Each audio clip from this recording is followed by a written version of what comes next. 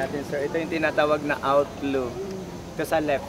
Yung Outflow river, po. yes sir, yung river connected na sa sea. Yung tubig natin po, brackish water. Nagmi-mix po yung salt water at saka yung fresh water, ha? Combination po. Salt at saka yung fresh water combination. Brackish yung tubig natin ngayon, sir. Nasa high tide po tayo, ha? Mamayang hapon. Lalalim pa po. Hindi, sir, maglo-low tide na. Palu tide yung tubig pagkahapon. Sa tanghali yung pinaka-high tide. Pero walang problema. Kahit high tide, pwedeng pumasok.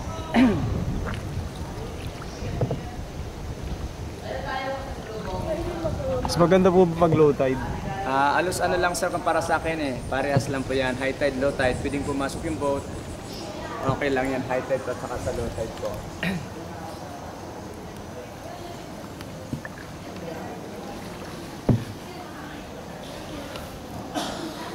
Mami, ito sa right side natin may mga sulat. O, sa right nyo, may mga vandals po, di ba?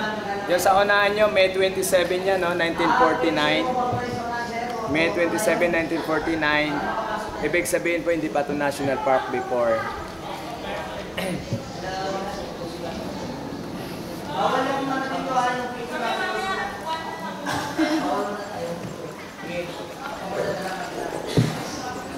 Spatter daw. Daanan na namin. Tama-tama man pagdating nun, busog na sila na.